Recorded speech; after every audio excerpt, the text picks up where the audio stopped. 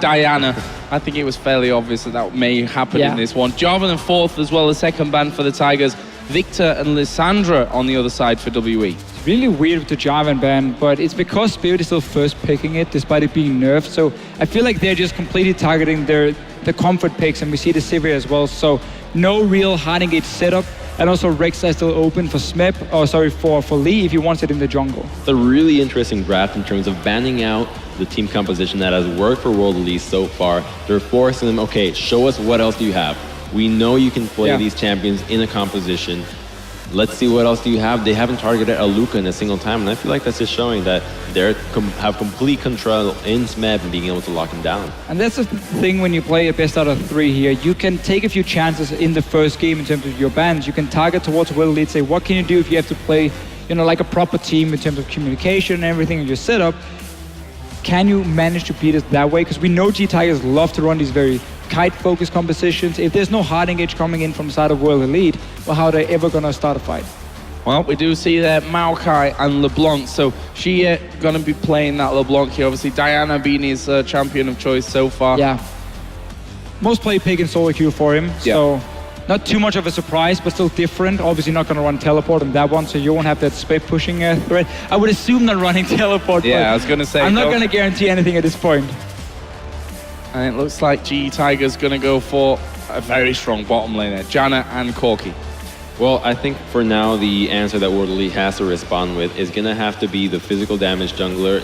Not take the Nidalee and go for something that's a little bit more gank-oriented, like the Lee Sin. And with the Maokai LeBlanc, you have a really strong pick composition, which you've seen the prowess with the Tigers in terms of their team fighting. Now, just ignore the team fight. Go for something that you can really snowball with. And the Lee Sin with the LeBlanc chain, with the Maokai in the lanes, can really turn anything in the laning phase. And now, the double AD composition, one of the strengths of taking the early Corki, because it allows you to run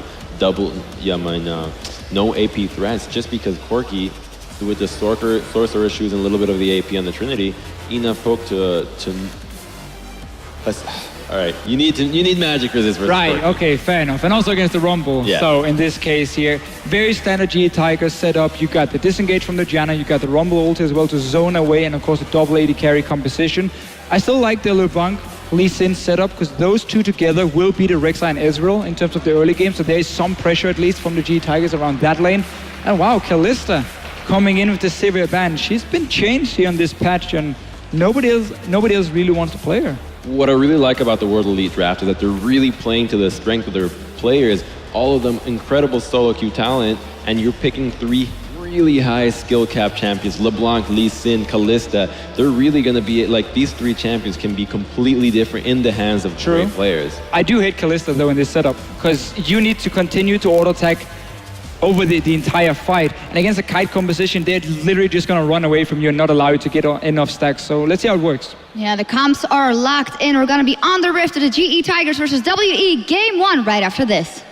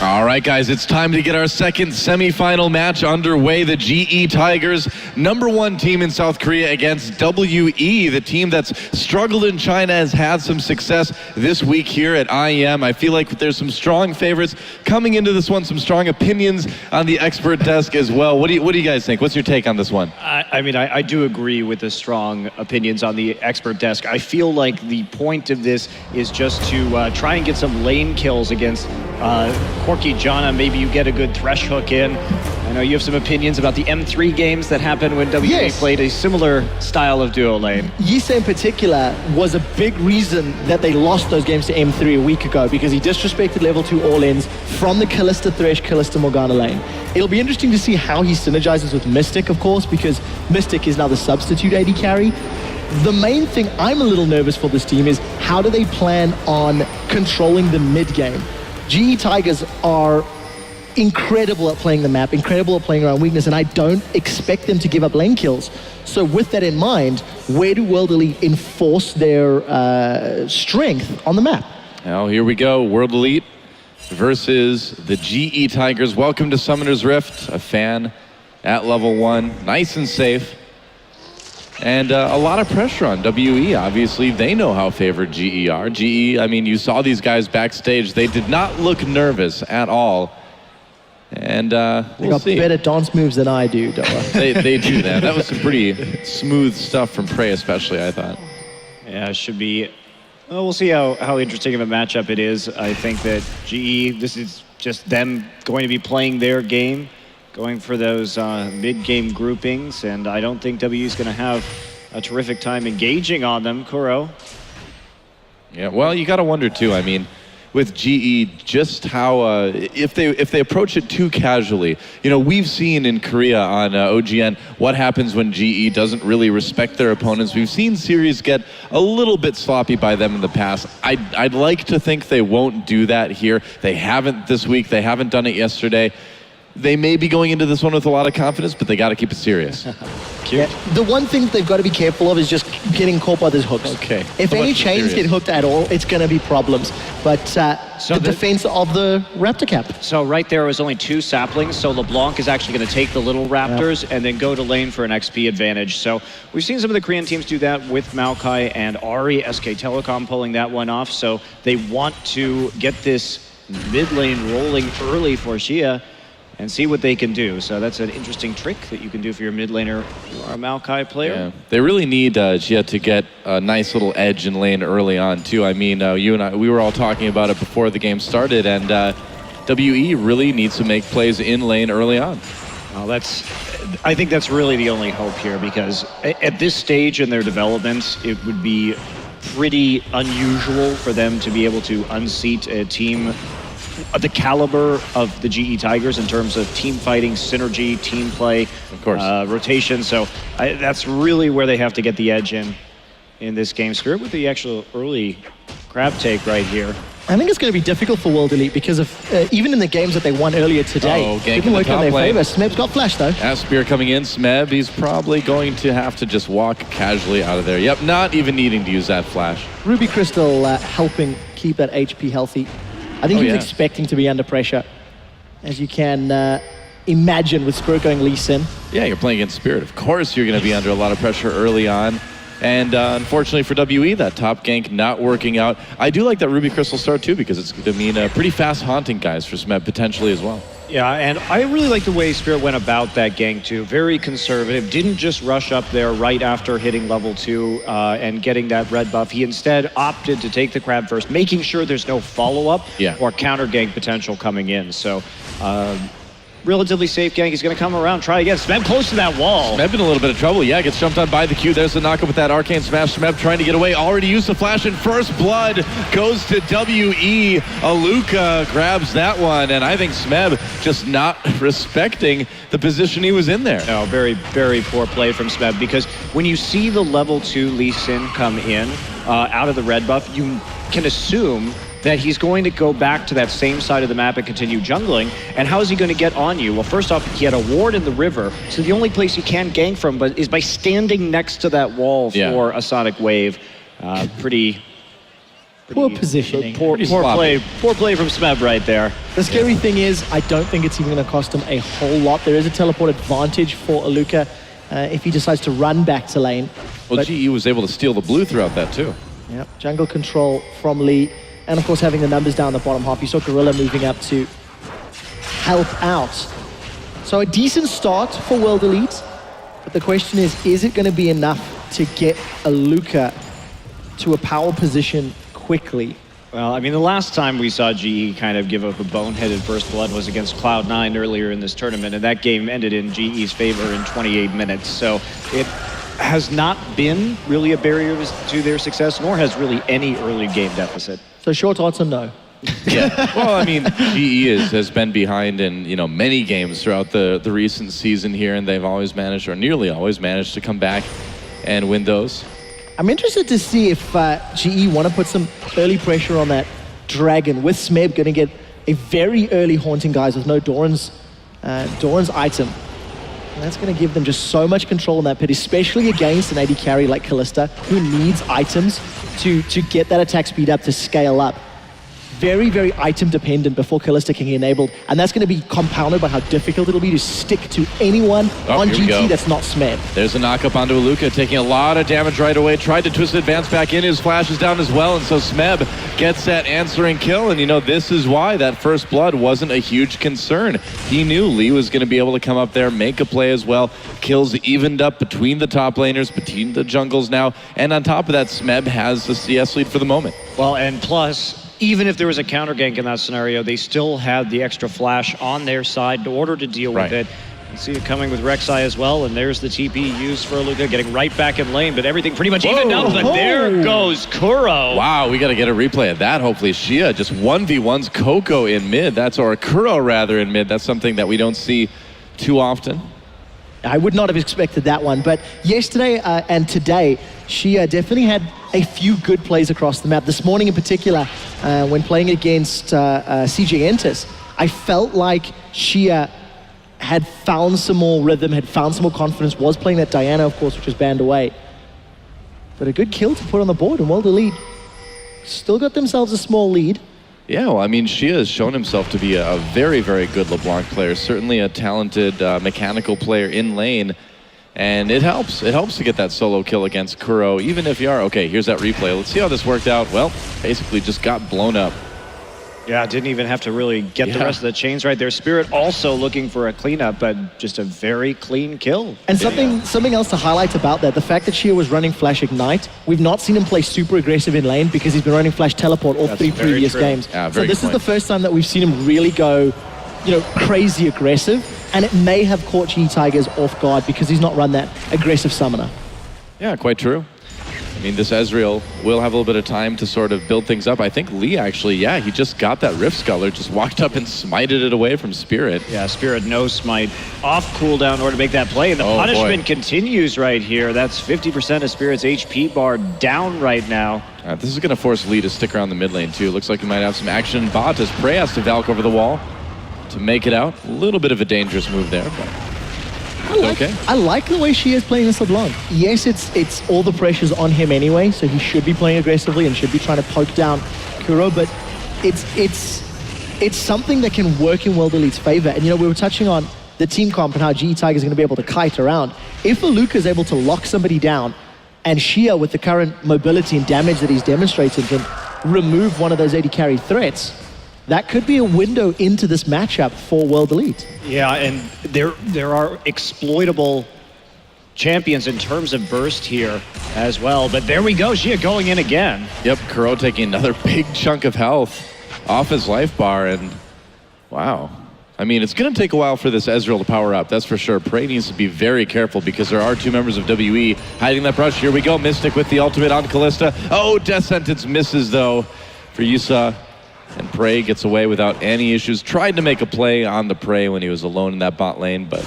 Good trade though. Flash burn from Prey in exchange for that Fate's Call. So yeah, it wasn't bad at all. Yeah, and with the Gorilla roam into the mid lane, you can see how the GE Tigers are playing around Kuro's disadvantage though. They always have somebody kind of backing him up in the mid lane right now. Should there be any further all-in attempts from LeBlanc, Gorilla there to protect him with the shield on the last one. Lee trying to snowball Smeb up in this top side. And the interesting thing, though, is even though she is the one that's been jumping on Kuro, it's not resulting to any noticeable CS lead. It's 1 minion wave, and she has jumped onto Kuro's Ezreal at every single opportunity. So it's not hurting Kuro yet, and World Elite going to have a numbers advantage for an early Dragon here. Yeah, it looks like they're going to go for it here. I mean, Lee coming in, he throws down the ward. Will he let it go? Will he try to steal it? Just lets that one go to WE. And, it is that first Dragon early on, not the biggest deal. Meanwhile, Smeb going on to Aluka in the top lane, forcing that out of Maokai. Alt out of Maokai. That's a hard sentence to say. Alt out of Maokai. Say that 5 times fast. Either way, WE walks away with the Dragon, getting that early buff. And we'll see how GE wants to respond. Just kind of playing this one really passive. And WE is legitimately playing the map quite well right now in terms of using the fact that Gorilla has been out of lane, that they have the pressure in the mid and bottom side to take that uncontested Dragon. It's not the biggest victory in the world, but they're doing what they can, and they do have an advantage early in this game. Yeah, like the guys at the desk, expert guests were saying, early game is where it's really going to matter for World Elite. But one thing I do want to highlight, Kuro with an early Vamp Scepter, it's very non-traditional on that mid Ezreal. And I think he's feeling the pinch from all of that damage that she is putting down. Yeah, it's going to delay his power spike significantly as well. Of course, let's see if he goes for the Manamune next, or what his decision will be if he wants a little bit more tankiness and mobility from that phase. Lee getting caught out a little bit, all alone in the topside jungle. yeah, Luca's able to chase him for a while, and it looks like Shia's coming up from the mid lane. True Shot Barrage fired up to try to add some support for Lee, but he'll be fine either way, gets away. And meanwhile, Kuro getting a little bit more time to farm, still a little bit behind in CS. See, it feels like every single time we look at this middle lane, Shia is using W to jump on top of Kuro. Oh, yeah. Over and over. Small lead, but Smeb, they're looking for Aluka now. Speaking of jumps, they try to make a play onto Aluka there, but too close to the turret. He had his flash up again, so no successful gank there for WE, or for GE Tigers, rather. Oh, the recall stopped, though, by Aluka for the moment. Interesting choice of place to try to recall for Lee there. And, I'm curious as to Smeb's build right here, because he looks like he's going for Liandry's first, which, he has Could the be Maokai's. Hourglass. Yeah, okay, fair Could enough. be Hourglass. Fair enough. You don't need the armor against Maokai, Yeah, fair so enough. it would save you, get the additional AP as opposed to going cloth, but it could also be another Haunting Guise for Liandry, so time will tell. Yeah, I'm just curious, because I don't think Liandry's is necessarily the best first buy, especially when he's already winning this lane at this point up against Aluka. And Prey and Gorilla continue to play defensive under the turret, and here we go. This may be the first major attempt at this game. There's the True Shot Barrage. Will clear out the minion wave. And Shia may be behind enemy lines. Lee is already here. Yeah, she is in a little bit of trouble here. He already used that distortion. Looks like they're going to scout him out with the scrying orb again, and just not exactly sure where the members of WE are, so they'll let him go. Bloodthirster first onto Mystic. I'm really not the biggest fan of this build onto Callista, because you do hit a lull in the mid game, and what you have to remember about GE's composition is that they are going to spike really hard in the mid game, and Mystic just isn't going to have any wave clear, and he's not going to have any damage for a really long time. So we're already looking at a composition. Uh-oh, here we go. Lee trying to go in for the counter gank. Xia getting knocked up, use that Chilling Smite as well, but it looks like he'll be able to get away so hard to make a play onto that LeBlanc. Yeah, but even so, getting the flash means he's not going to be able to W that aggressively anymore, so that's going to be very helpful for Kuro. Like I was saying, there's not really a lot of wave clear on WE, so this mid-game power spike, you lay down an equalizer and clear out that minion wave and chunk out your opponents, and they're going to have a very, very difficult time stopping the wave pressure coming in. So I do feel this is a bit of a ticking time bomb in favor of the GE Tigers. See, though, Kuro's going to be pretty delayed on that Trinity at Force at this point, going for the Muramana. So at least they've bought themselves a little more time to perhaps do something. But yeah, I really think that Hurricane may have been the better build right here. Smeb going in for a dive. Time for a dive. There's the equalizer laid down. Luca trying to survive, but he does not last long. And another easy kill for Smeb and Lee up in that top lane. They've really identified that as a lane that they can sort of snowball, and they've been doing a pretty good job of that so far. Yeah, that couldn't have been any cleaner from the GE Tigers. Yeah. And I think, you know, to touch on the World Elite lack of wave clear, if and when Aluka eventually gets towards a Righteous Glory, if he decides to go that route, I think for World Elite it's going to be all about landing those chains. Get Maokai to lock somebody down, get LeBlanc and Thresh to follow up, because simply put, if they don't, they're just going to get run around in circles. The disengage from Jan is going to be fantastic, and if Gorilla decides to go for those early Captain Boots upgrades, you've got great running forward, great running backwards. And Monty, Smeb did in fact upgrade to that Leandries. That was fast. Not the most efficient usage of his gold, but I guess he is up, what, 25 CS and 2 kills, so... Well, if they want to keep going after Aluka right here, and Aluka continues to stack all of this HP, I just don't see it as effective outside of this lane scenario. So it wouldn't be, I think, the first choice right here. In fact, you also have the opportunity to go for Abyssal Scepter, which may be superior, but here we go again. Yeah, Smeb may be in a little bit of trouble here. Spirit coming in to help Aluka out with this gank. Smeb, he's got that flash, but flash is up for WE as well. Oh, nice kick by Spirit. Smeb flashing, can anybody save him? Doesn't look like it, and so gank for gank, and WE answers back, but this time they do it right before Dragon. Yeah, I'm not sure it was worth flashing for that #1, but what I do like from GE, the moment that you saw Spirit in the top lane, Gorilla and Lee instantly moved into World Elite's jungle, placed some wards down, and now they've got to the positioning on the Dragon. Yeah, glad you mentioned that, because I was watching that gank, and halfway through it, Gorilla and Lee were already past the blue buff. The reaction was instantaneous. They'll trade a tower for it. First Dragon of the match going over to GE. Or for their first Dragon. Yeah. Oh, and Prey gets grabbed. Mystic, there's the box as well. They're going to try to make a play. Gorilla pushing everybody back with that. Pushing every back. It's been a long few days for everybody, hasn't it? I guess so. I don't know. Either way, they save Prey. And he gets away. To stay another day. Touché. Well, anyway, before we get into a rhyming competition here that I can't stop. No, I actually ran out. Oh, Kuro in a bit of trouble. Manages to get over the wall. Close call. I'm done. She is doing very well in this LeBlanc, but again, it's not equating to control. Yeah. Yes, Kuro's under pressure, but look at the CS, look at the gold. This is still completely even on Dragons. There's a small kill advantage for World Elite, but it just doesn't feel like GE have hit the items they need to decide to group and push the towers down. So as long as this game continues to be in this sort of stagnant equality, so to speak, GE are going to be happy with it. They bought time for Kuro, who's already behind in his build, very far behind, in fact, thanks to early Lucidity Boots and Vamp Scepter. Yeah, But he's not going to mind. He really just needs that for extra wave clear, I think. If you're GE, you have to be so confident in your late game play. Miss hook. Ooh, man, that was close. The Gorilla right there with no Monsoon. That may have been a harder situation to get out of, but in the end, they'll still pink ward it up, clear out the vision. And you know, the other thing here as well, World Elite have not been particularly proactive. You know, Spirits had 1 or 2 odd ganks in the top lane. Bottom lane's just been straight up farming. We've not seen any teleport plays. For the team comp that World Elite has, they really, really need to get themselves some item advantages more than the simple 1,000 gold that they've got accrued. Yeah, I totally agree with you. And yes, Gorilla in a little bit of trouble, gets grabbed by Xia. Whoa. Just instantly blown up already. Yeah, the damage getting a little bit scary right off the bat on that LeBlanc, but Gorilla, you know, sometimes it's the dangers of warding, you know? Sometimes you get in there and you just get killed. I mean, I think GE has been playing pretty sloppily so far this game. Yeah. They have gone with a lot of comfort picks. They're going to try and push down this top lane, get another outer turret down in their favor, but no one left to defend the bottom side.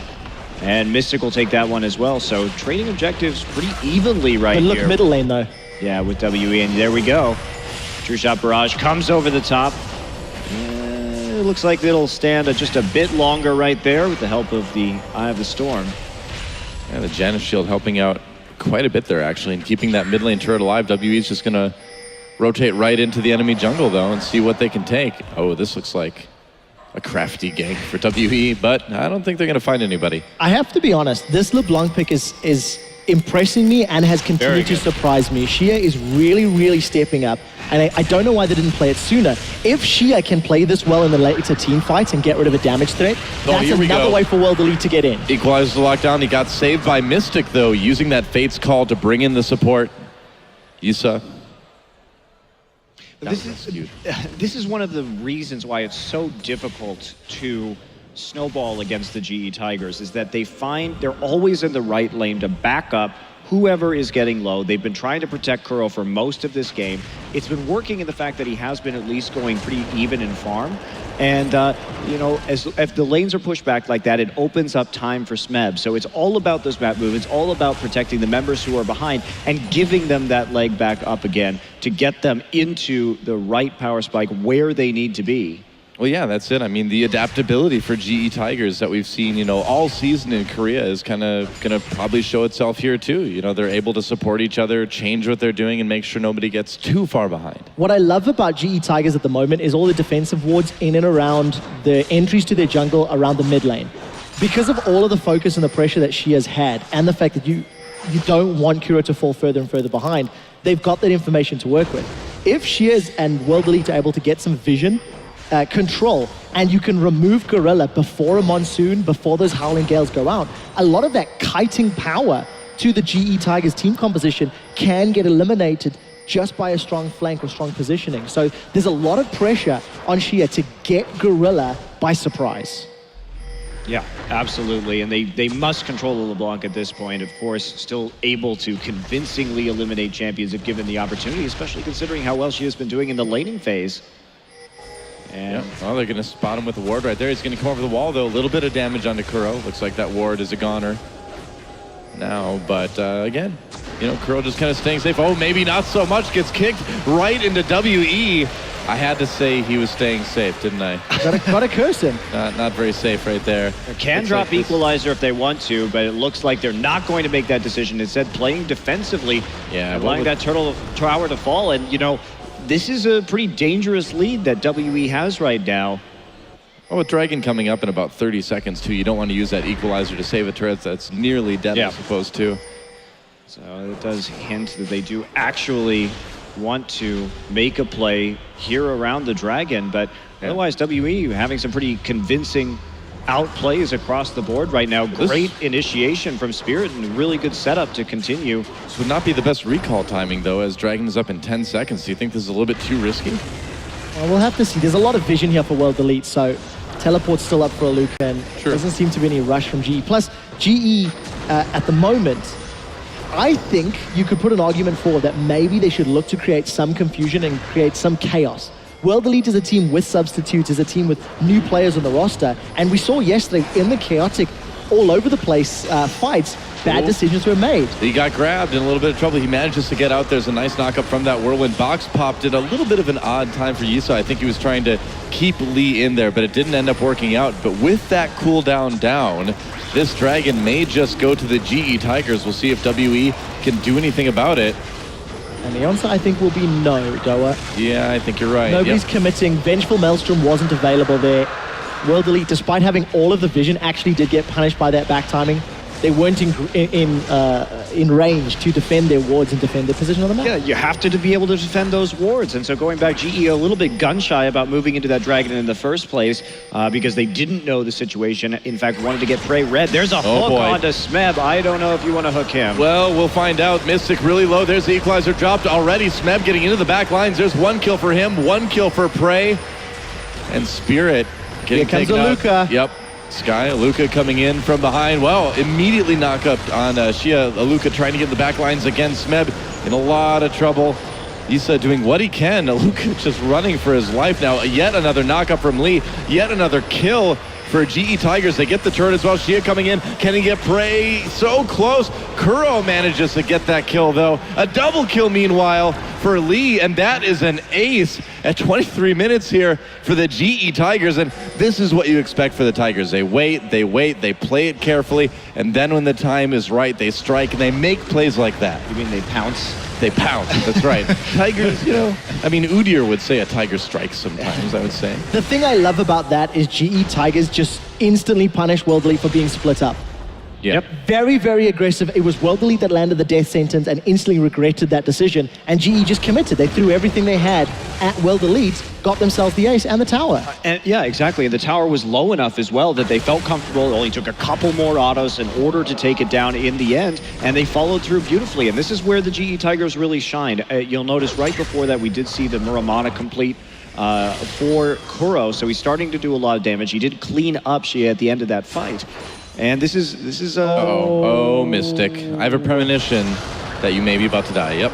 Goodbye. Oh, you can take the new Prophet I was logo Mystic from- there, wasn't I, guys? And that's so unfortunate because you actually saw the vision there from World Elite. You could see in the river, just not in the bush. And Mystic a bit meh. Yeah, they're covering their entrances though, but that's why you can't walk up that far. He just went like, what the unit is the Timo, like 5 Timos too far up the river, right there. He didn't respect the dude potential of that brush as well. Could have been higher even number of Garens in that brush. The thing I do like about Mystic's build with that Bloodthirster, and now that he's got the Phantom Dancer, he has basically just been enabled all of that attack damage.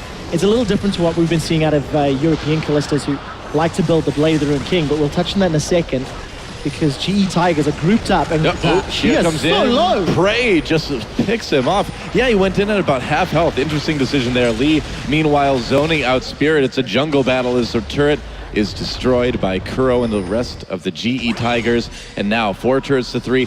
Keep in mind, guys, not too long ago, the GE Tigers were 4K gold down. Now they're 3K gold up again. The swing has been... Against a team with no wave clear. Yeah, the swing has been insane.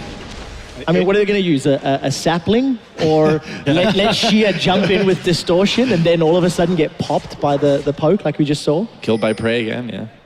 And, you know, then you have to be in a difficult decision, too, if you're going to try and use that ult for distortion to clear out the rest of the wave. It's very problematic. So GE looking a bit shaky early, a bit sloppy early, and WE able to capitalize through good individual outplays. But, you know, when it comes down to the teamwork in this game, this is where GE, the Tigers, really shine. You know, they have great players, but when we think of the GE Tigers, sure, I think Prey and Smeb are probably like, and Gorilla are probably ultra elite at their positions. But Kuro normally is just a defensive mid laner. He's not known for getting flashy solo kills like a player like Faker is. Right. So it's just, they have a different strength. And it generally isn't the laning phase. They can hold their own, as they did with Farm, but then they just come back as a group. Yeah, you see where World Elite are at the moment. It's the same page 1 playbook. Wait in the bush with pink ward. Yep. If no one, waits longer. They waited a long time, but Prey was not going to bite on anything there. I still think if World Elite can get some vision down, they have the tools to make picks, but the key is getting vision control. And at the moment, they're just being pushed too far back and taking way too much poke. Prey going way deep onto Mystic, doing a ton of damage to him as well. And right now, it just seems like WE, whenever we see them on the screen, they're running away. I'm really actually quite surprised by Prey's build in this game because I think Bloodthirster would have definitely been better than his Cutlass into Last Whisper. There is some armor, obviously, coming in, but at the same time, you at least get a little bit more protection from the LeBlanc that can blow you up. So that's a bit cocky in my mind to be going for that item at this stage in the game, considering that LeBlanc is the main threat so far and the one who did very well in the laning phase. I can agree with that. So the one thing is, though, GE had such a massive swing in gold. Those, you know, Doa, you alluded to it. The towers, the kills, the ace, the dragon. Yeah. I think they got mid-tower previously just before that as well. Just such a big swing for GE. There was a lot. Had a lot of money to spend. Why not spend it on the Last Whisper? And yeah, 25 seconds till the next dragon. Looks like GE will be there to grab that. Scuttler going their way right in advance, and yeah, WE, they want to try to stop this, but we'll see if they can. Already Prey loading the damage on with those rockets. Spirit losing about 1/4 of his health. Lots of wards. Near dragon. But look, it's all defensive for World Elite. GE are so comfortable. They can see all the way down the river. World Elite, the only way that they could surprise GE would be to run around through the blue buff area. And I want to contrast this with the last game that we saw actually when the Flash Wolves could have had an opportunity with a double AD comp. This is how you get in there and play it properly. You want the position in the river and to clog the chokes in this situation, thereby landing as much poke as possible, and that's what we're seeing here. Yep. Again, there is good engage from World Elite, just like TSM had, but that is the proper way to play it. And the added threat of an equalizer. Yep, it's even worse in this case. If World Elite want to try get into the river from one of those choke points, you have to go through that equalizer, which is going to be terrifying. Yep, another dragon for the GE Tigers, though, and that will bring them up to, I believe, 3? Yeah, 3 right now for the GE Tigers. That's starting to be a little bit threatening as we're only about 30 minutes into the game at the moment. WE got the first one. All GE from here on out. Yeah, Kuro and Prey are completely enabled. We haven't seen Prey spend money in a little while. Does have about 1,300 to go back with. But the main thing is the Trinity Force obviously completed there for Kuro for a little while. He's got himself a lot of CDR, and just look at the sieging power. GE now, they're grouping up. They're just saying they're daring World Elite to fight, I feel. And again, you know, where's the wave clear? Oh, Smeb getting brought in. Looks like we may have a bit of a fight. There's the box. There's the equalizer. Prey on the outside, dealing the damage. Aluka looking for an angle to come in, but he's just not that tanky. Lee being the tank for the GE Tigers at the moment. And it looks like Mystic having to back away. Yep, a kill for Kuro, a turret for Kuro, and GE Tigers continues to sort of steamroll forward. Whoa, Shia comes in with the kill onto Gorilla, but he's going to actually, barely not live as Kuro's able to get the kill on both him. And he's, meanwhile, GE going still deeper into the WE base. Mystic getting taken down. A triple kill for Kuro now, and Spirit still fighting it. It might be an ace. GE doesn't need it, though. They can turn around, they can take the turrets, and they can take this inhibitor. And again, you see the teamwork from the GE Tigers. A great, great fight. It's amazing to me that the GE Tigers can come out of an early game that was pretty poor, honestly. Yeah. Yep. They made some, at least they got even in farm, but they got a little bit outplayed in the laning phase and turned it into such a decisive and threatening push, constantly taking objectives and using their ability to kite nearly perfectly. And if you look at the way they create threat zones, I mean, I really hope we get a replay of that, because as we Here say... we go. Oh, I wanted the one before. Well, too bad. Deal with it. Sad Panda Monty. She tries to be a little bit cute right here. Kuro's going to go over the wall, figure out which one is the real clone. And that's just a great read right there by Kuro. Yeah. Coming around for the last auto attack. Lee coming in with the E. And just very quickly as well, before that previous fight had even started, Mystic just showed himself in the middle lane to try push those waves out. And as basically within a few seconds of him showing, GE instantly grouped up and pushed with the minion wave top.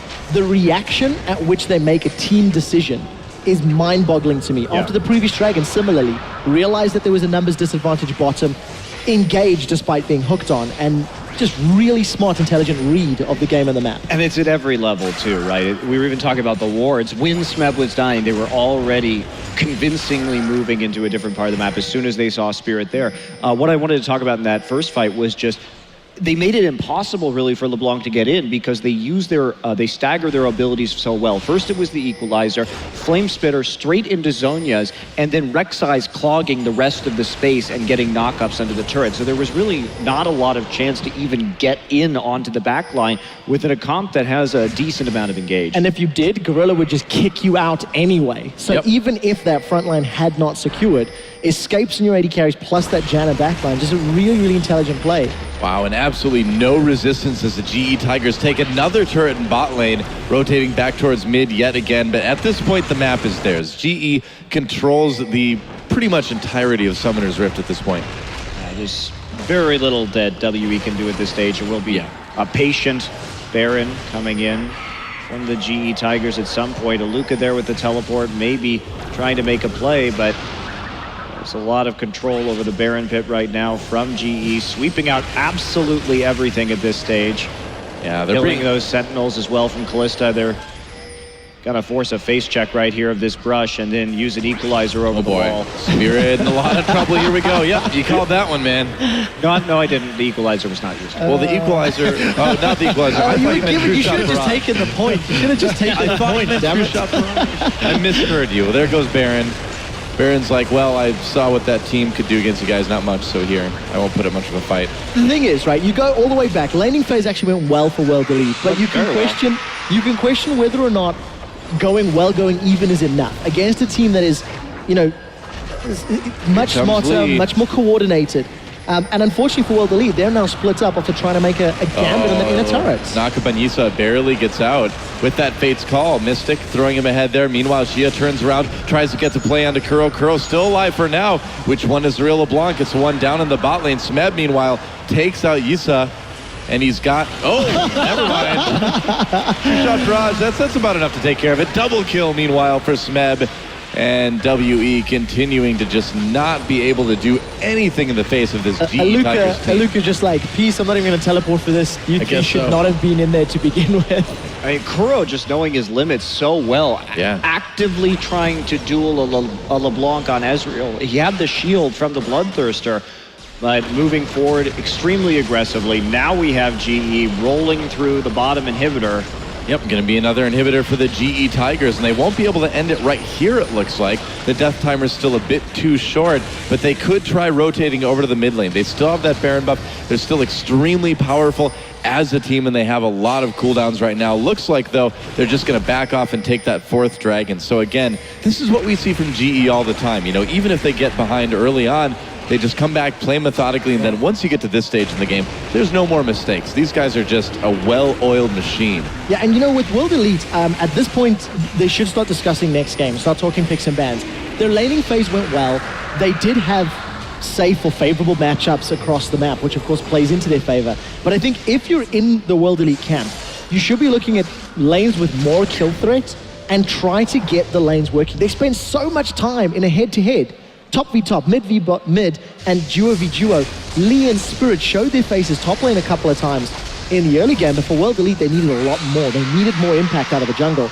And Spirit has just not really had the same impact he once had. Yeah, I think. it's so choose hard. my words. It's so hard, though, like when you have these deep wards going in constantly, when you are getting read by that, I think he did his best to try and get the lanes rolling, and in fact helping to pick out that first blood onto Aluka in the top side. So I mean, it went about as well as you could want actually from WE early on, but this is a team that still really has a lot of work to do in terms of getting its synergy together. They have had a solid and respectable run so far this tournament, despite how new this team is. Right.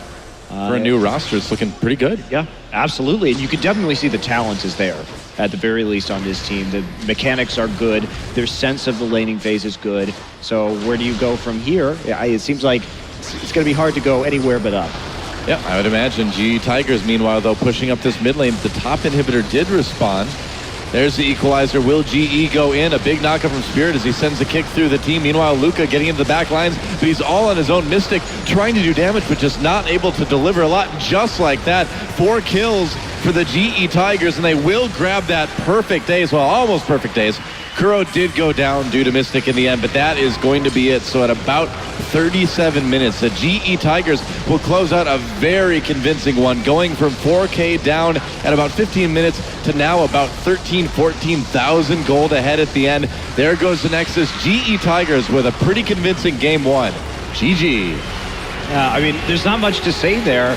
After the laning phase where WE got that advantage, the WE just wasn't on the same page in terms of which objectives to take, and GE were so forceful in their decision-making right there, and committing to objectives before we could actually see WE group up, that they just made it work. Yeah, absolutely. And I mean, you see WE, the looks on their face at the moment, like, oh, okay, all right. Well, we'll see what we can do next game. I saw, Prey kind of chuckling a little bit. It's like, yeah, we were a bit lazy early on. We'll see if they can tighten it up for game number 2, though. And coming into this match, GE has done they've had an interesting pick and ban phase so far this tournament. They've been banning, they've been basically pocket banning this entire time, taking away some preferred champions and seeing how deep people's pools go. That's right. Well, let's send it back over to the experts to break down that game.